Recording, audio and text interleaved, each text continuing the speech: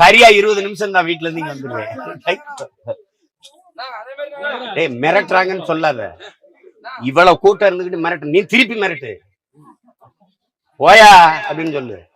ரொம்பனா எனக்கு ஒரு போனா போடு, இந்தாங்க இவர்கிட்ட பேசுங்க.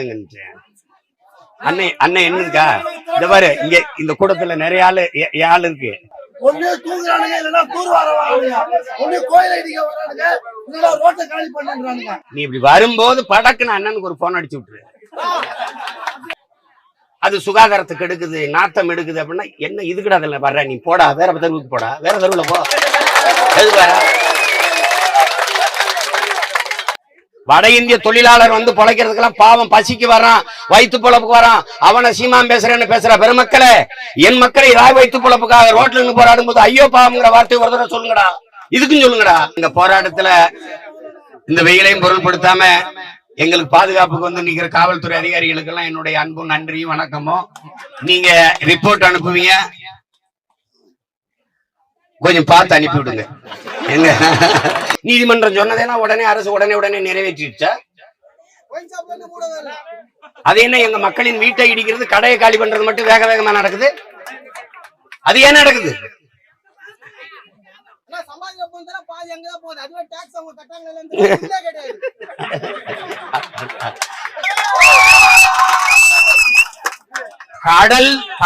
கடல்வாழ் குடிகளுக்கு கடல் கரையிலேயே மீன் சந்தை இருப்பதுதான் உலகமெங்கும் இருக்கிற மரபு. அதுதான் அவசியமான ஒன்று.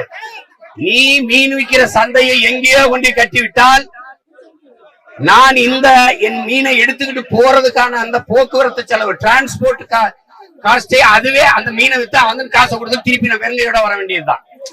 அதனால கடல் இங்க இருக்கு, படகு இங்க வருது, இங்க மீனை வாங்கி இங்க விற்கிறேன். இதுல உங்களுக்கு யாருக்கு என்ன பிரச்சனை? இந்த சாலையை எடுக்கும் போது பள்ளிக்கூடத்து பிள்ளைகள் போவதற்கும் வருவதற்கும் காலை மாலை இருவேளைதான் இந்த சாலையை பயன்படுத்தும் என்று எடுத்து விட்டு இப்ப இந்த கடையே வைக்காத காலி பண்ணா எங்க போறது? நாங்க ரொம்ப டார்ச்சர் பண்ணீங்கன்னா எல்லாரையும் கூட்டி ஆசை வந்து உட்கார்ந்துட்டு கடையை போட்டு வித்துக்கிட்டு இருக்கோம். அப்புறம் அது கடை கட்டி நிரந்தரமா கட்டடம் கட்டிக்கிட்டு அங்க சந்தை வைக்கல, வெறும் கொடைதான். கொடை சீட்டு கூட கிடையாது. கொடைக்கு கீழே எங்க அக்கா, எங்க அம்மா, எங்க பெரியம்மா, எங்க சின்னம்மா, எங்க அண்ணன், என் தம்பி, மாமச்சி, அதுக்கு சின்ன சின்ன கூறு கட்டி விற்கிற சந்தை. இந்த தெருக்கெல்லாம் நான் நிறைய தர பயணிச்சுக்கிட்டு இருக்கேன். தினம் போறேன், போகும்போது பார்த்து போறேன். 2 பக்கம் மீன். எனக்கு தெரியும் பட்டினப்பாக்கம் நொச்சி குப்பை வந்தா மீன் கிடைக்கும், வந்து மீன் வாங்கிட்டு போறேன். அதனால நீங்க மீன் சந்தை கட்டுவதற்கு 6 மாசத்துக்குள்ள கட்டுறேன் அப்படின்னா 10 நாள்ல கட்ட முடியாதா? கட்டுறதுக்கு நீங்க காட்டுற வேகத்தை என் மக்களுக்கு சந்தை கட்டுறதுல ஏன் காட்டுறது இல்ல? சந்தை வந்து என் மக்களின் வாழ்விடத்துக்கு பக்கத்துல இருக்கணும். அப்பதான் நாங்க அந்த எங்க பொருளை எடுத்துட்டு போய், எங்க மீனை எடுத்துட்டு போய் வித்துட்டு திரும்ப முடியும். நீ வேற இங்க இருந்து தூக்கி கொண்டு எங்கேயாவது போடுவ. அப்ப அவன் வந்து என்ன பண்ணுவான், இங்க ஒரே மீன் நாத்தமா இருக்கு, நாங்க வாழ முடியல, அவன் போராடுவான். அப்புறம் தூக்கி எங்கேயாவது போடுவ. எங்களை ஆதி தமிழ் குடிகளை வாழவே விடல. நீ செம்மஞ்சேரி, கண்ணகி நகர், கல்லுக்குட்டை, பெரும்பாக்கம் தூக்கி தள்ளிட்ட. இப்ப எங்களை கடற்கரையில இருந்து எங்களை தள்ளுறதுக்கு இந்த வேலையை செஞ்சிட்டு இருக்க. நீ சேட்டையெல்லாம் செய்யக்கூடாது. காலையிலையும் சாயந்தரமும் காரை போட்டு கடையை வச்சுக்கிறோமா, நான் நிக்கிறேன், யாரு காலி பண்றான்னு பாப்போம்ன்றேன். பாத்துக்க. ஆமா, அது வந்து தேவையில்லாத பிரச்சனை. என் மக்களுக்கு நான் ஒன்றை சொல்ல விரும்புறேன். நீங்க தைரியமா இருங்க. அப்படிலாம் எடுத்து எல்லாம் வீசிட்டு போயிட முடியாது. நம்மளை தாண்டி யாரும். உங்க மகன் உங்க கூடவே இருப்பேங்கிறத மட்டும் நீங்க மனசுல வச்சுக்கிறீங்க. நீங்க கூட வருவேன்னா அப்படி நீங்க நடக்கும்போது உங்களுக்கு விழுகுதல் நிழல், அது மாதிரி உங்க கூடவே வருவேன். இதை பத்தி கவலைப்படாம இருங்க. நம்மளை மீறி இந்த கடையை காலி பண்ணிட்டு தூக்கிட்டு போயிருது. உங்க போராட்ட குணத்தை நான் மதிக்கிறேன். ஆதி குடிகள் நம்ம பன்னெடுங்காலமாக இங்க வாழ்ந்துகிட்டு இருக்கோம், சும்மா கிடையாது. வட இந்திய தொழிலாளர் வந்து பொழைக்கிறதுக்கெல்லாம் பாவம், பசிக்கு வரான், வயிற்று பொழப்புக்கு வரான், அவனை சீமான் பேசுறேன்னு பேசுற பெருமக்களே, என் மக்களை ராய் வயிற்று பொழப்புக்காக ரோட்ல இருந்து போராடும் போது ஐயோ பாவம்ங்கிற வார்த்தை ஒரு தடவை சொல்லுங்கடா. இதுக்கும் சொல்லுங்கடா. இதுக்கும் சொல்லுங்க. உங்களை மாதிரி மாளிகை கட்டி, பெரிய பங்களா கட்டி, 10-20 கார் வச்சு வாழ்றதுக்கு நாங்க இல்ல, வயிற்று பொழப்புக்கு தான் நாங்க இங்க சண்டை போடுறோம். அதை புரிஞ்சுக்கிட்டு வேலை செய்யணும். அந்த ஐயோ பாவம்ங்கிற வார்த்தை நாங்க கஷ்டப்படும் போது மட்டும் வசதி அவங்களுக்கு மறந்து போகுது. அது எப்படி? இந்த கடற்கரையில இந்த மணல்ல இந்த வெயில்ல உட்கார்ந்து பாரு, 1 மணி நேரம் உட்கார்ந்து பாரு. எத்தனை நாள் போராடுறாங்க, என்ன கேக்குறாங்க அவங்க? இந்த கடற்கரை அவனுக்கு சொந்தமானது, நீ ஏன் இங்க வர? நீ அது சுகாதாரத்துக்கு எடுக்குது, நாத்தம் எடுக்குது அப்படின்னா என்ன இதுக்கிட்ட அதுல வர்ற? நீ போடா, வேற தெருவுக்கு போடா, வேற தெருவுல போ. எதுக்கு வர? வேற தெருவுல போ. மானுட குலத்தின் உணவு தேவையில் 33 விழுக்காடு உணவை நிறைவு செய்வது கடல் உணவு தான், மீன் தான். அந்த கடல் விவசாயத்தை செய்யற மீனவ மக்கள் தான் என் உணவுகள் இங்க உட்கார்ந்து இருக்காங்க. நீ அவன் கடலுக்கும் போகல, மீனும் பிடிக்கல, எல்லாத்தையும் போட்டு இங்க வந்து வெயில உட்கார்ந்து இருக்கிறது. இந்த நிலைக்கு தள்ளக்கூடாது, கவனமா வச்சுட்டு அரசு இது பண்ணணும்.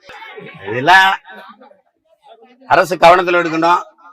எங்க போராட்டத்துல இந்த வெயிலையும் பொருள்படுத்தாம எங்களுக்கு பாதுகாப்புக்கு வந்து நிக்கிற காவல்துறை அதிகாரிகளுக்கு எல்லாம் என்னுடைய அன்பும் நன்றியும் வணக்கமும். நீங்க ரிப்போர்ட் அனுப்புவீங்க, கொஞ்சம் பார்த்து அனுப்பிவிடுங்க. எங்க மக்களின் உணர்வுக்கு மதிப்பளிச்சு இந்த போராட்டத்தை அதை எடுத்து கொண்டு போகணும்ல. அவங்க வேலையை அவங்க செய்யணும். என்ன பேசினாரு சீமான்னு கேட்கும்போது தெரியலைங்கன்னு சொல்ல முடியாதுல்ல.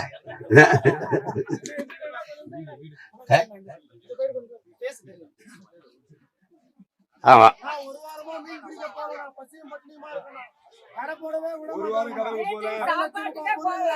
நீ உருவாக்கிக்கிட்டது. உங்க அண்ணனுக்கு ஓட்டு போட்டிருந்தீங்கன்னா நீ ரோட்டுக்கு வர, எதுக்கு வர? நீ வீடு இடம் என் இடத்தை எடுத்துக்கிட்டு வீடை கட்டிட்டு 5 லட்சம் ரூபா கூட அப்புறம் வீடு தரேன்னா இதெல்லாம் அநியாயம். 5,50,000 தெரியல, 50,000 குறைச்சிட்டேன்.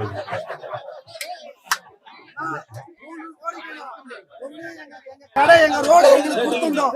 2வது எங்க கோயிலை இடிக்கிறதுக்கு திட்டம் போட்டு எங்க நம்பிக்கையை அழிக்க பாக்குறாங்க.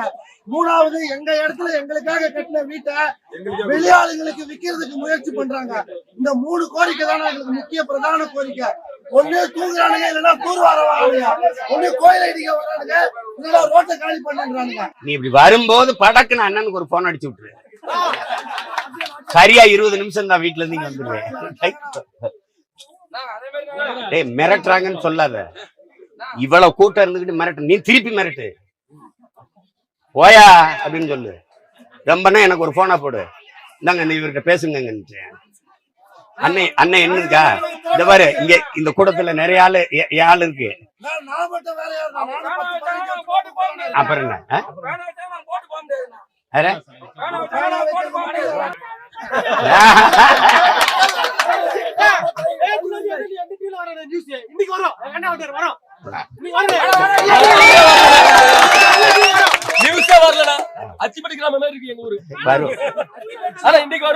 அண்ணன் வந்தா வரும்.